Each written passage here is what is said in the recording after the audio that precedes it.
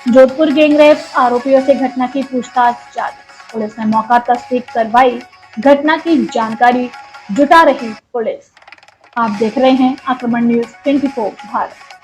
जोधपुर के सरकारी हॉस्पिटल में 15 साल की नाबालिग से गैंगरेप के मामले में पुलिस ने 2 युवकों को गिरफ्तार कर लिया। पुलिस ने बुधवार को आरोपियों को मौका तस्दीक करवाई, साथ ही उनसे इस घटना को लेकर सभी जानकारी जुटाई जा रही है। पुलिस की पूछताछ में इस गैंगरेप को लेकर कई खुलासे हुए। रविवार दोपहर को पीड़िता अपने परिजनों से नाराज होकर निकल गई थी और पास के ही सरकारी हॉस्पिटल परिसर में जाकर बैठ गई थी। वहां आरोपी उसे बहला फुसलाकर हॉस्पिटल की कैंटीन में ले गए। इसके बाद रात को करीब 2 बजे हॉस्पिटल के पीछे डंपिंग यार्ड के एक कमरे में लेकर गए, जहां उसे गैंगरेप के बाद वहां से फरार हो गए। दोनों ही आरोपी सरकारी हॉस्पिटल में संविदा पर सफाई कर्मी हैं। पुलिस कर रही है मामले की जांच। डीसीपी वेस्ट राजर्षि राज ने बताया कि पुलिस ने नाबालिग के गैंगरेप करने वाले दोनों आरोपियों को गिरफ्तार कर लिया। पुलिस की घटना की जानकारी मिलने के बाद ही जांच शुरू कर दी। हॉस्पिटल की कैंटीन में आरोपी व पीड़िता साथ में बैठकर चाय पीते हुए नजर आए थे। दोनों ही आरोपी ठेके पर लगे हुए संविदा कर्मी हैं, जिनसे घटना की पूरी जानकारी ली जा रही है। यह थी पूरी घटना। सोमवार दोपहर को जोधपुर वेस्ट पुलिस को एक 15 साल की नाबालिग से गैंगरेप की सूचना मिली। जांच करने पर सामने आता है कि गुमशुदगी की रिपोर्ट एक दिन पहले ही वेस्ट के एक थाने में दर्ज करवाई गई थी। नाबालिग अपने 2 युवकों द्वारा सरकारी हॉस्पिटल के पीछे एक कमरे में उसके साथ गैंगरेप करने की बात बताई थी। इसके बाद पुलिस से जांच करते हुए उसी सरकारी हॉस्पिटल में ठेके पर लगे 2 सफाई कर्मियों को गिरफ्तार किया गया था। हनुमान सिंह राजपुरोहित की खास रिपोर्ट। चैनल को लाइक करें, शेयर करें, सब्सक्राइब करें। खबर और विज्ञापन के लिए संपर्क करें। ऐसे ही खबरों के लिए आक्रमण न्यूज 24 भारत पर बने रहे। धन्यवाद। बस 15 साल की बच्ची उसके पिता के द्वारा छोड़ दी गई कि बच्ची मिल नहीं रही।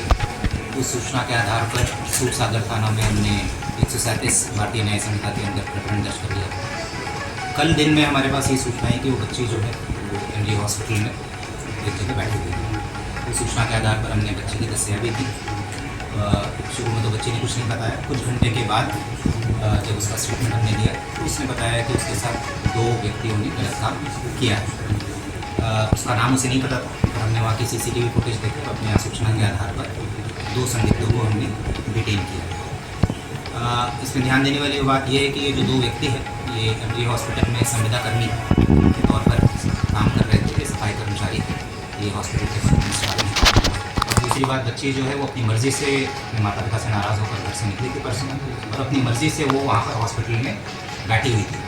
तो प्रथम दृष्टया अभी हमने अनुसंधान किया है, जो CCTV फुटेजेस देखे हैं तो उसमें नज़र आ रहा है कि बच्ची आराम से इन 2 व्यक्तियों के साथ कैंटीन में बैठी है, खा पी रही है और अपनी सहमति से आगे जा रही है। फिलहाल हमने बच्ची का मेडिकल करवा लिया है और 164 के बयान अभी इसके करवा रहे हैं मजिस्ट्रेट के द्वारा, और जो 2 आरोपियों को हमने डिटेन करके रखा है 164 बयान के बाद उनको गिरफ्तार। आरोपी भी नाबालिग है या बालिग है? आरोपी दोनों बालिग। क्या घटनाक्रम बताएंगे कि बच्ची कब घर से निकली और उसके बाद में वहाँ अस्पताल कब पहुंची थी, और ये दोनों कब समाप्त में आए उससे किया, और उसके बाद में ये कब उसे वहाँ सुनसान कोठरी में ले गए थे और फिर वापस कब बच्ची दस्तयाब की गई, ऐसा कुछ होगा? फर्स्ट इन्फॉर्मेशन पुलिस को किसने दी सर बच्चे? जैसा मैंने बताया कि हमारे पास सूचना परसों शाम जिसकी शाम को आई कि इनकी बच्ची नहीं मिली। इस सूचना के आधार पर हमने उसी वक्त प्रकरण दर्ज कर लिया था 137 BNS, जो कि पुराने IPC में 363 मिसिंग पर्सन था। 363 नाबालिग बच्चे होते हैं तो 363 पहले वाले IPC में था, जो नए BNS में 137 रहा।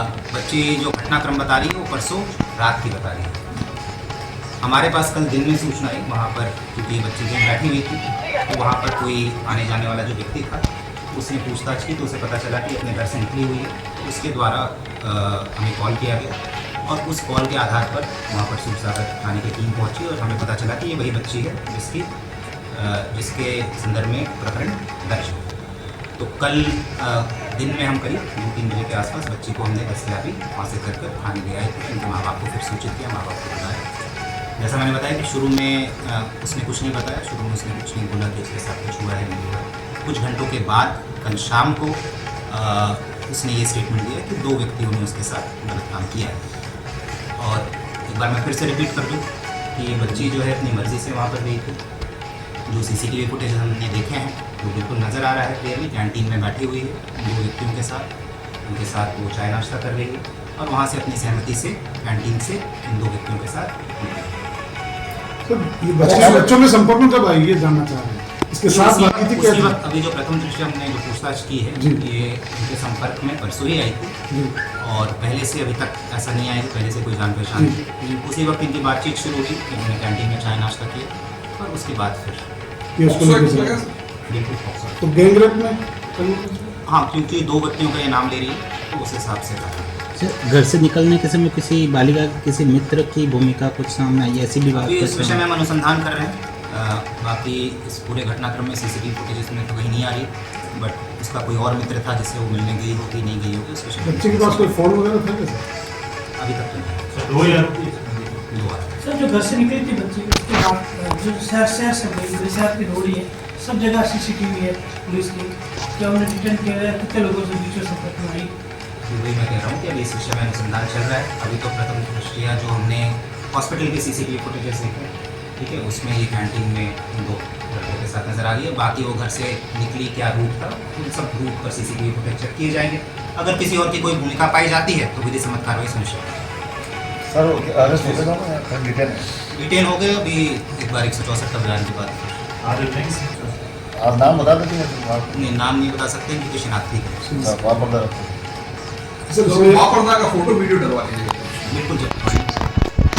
जैसे सब बच्ची का ये बात सामने आई थी कि जब एनगेज कर रहा पता चला कि काफ़ी देर तक 25 तारीख की रात शाम को घर से निकली, उसके बाद 26 की 25 तारीख को काफ़ी देर तक पीछे एमजीएस के पीछे रही थी, उस सड़क पे घूमती रही थी, वहाँ किसी की नज़र नहीं पड़ी, काफ़ी अलर्ट पे थी पुलिस। तो पूरा वीआईपी मूवमेंट था दिन भर से। ये परसों शाम को निकली है जी, परसों रात की घटना है। और ये हॉस्पिटल के अंदर वहाँ पर क्यों बैठी थी, वहाँ पर क्या उद्देश्य था, क्योंकि वहाँ किसी को जानती नहीं थी। तो ये सब चीज़ें अभी बच्ची का मेडिकल हुआ है तो अभी बहुत ज़्यादा हम पूछताछ नहीं कर पाए कि भाई वहाँ क्यों गई थी, वहाँ क्या उद्देश्य था हॉस्पिटल में बैठने का। तो इस विषय में अगर अनुसंधान करें। रेप की पुष्टि होगी सर? हाँ, बच्ची नाबालिग है। अभी मेडिकल का भी एक बार डिटेल रिपोर्ट आ जाएगा तो उसमें पुष्टि होगी। फिलहाल तो बच्ची का बयान तो यही है। ठीक है।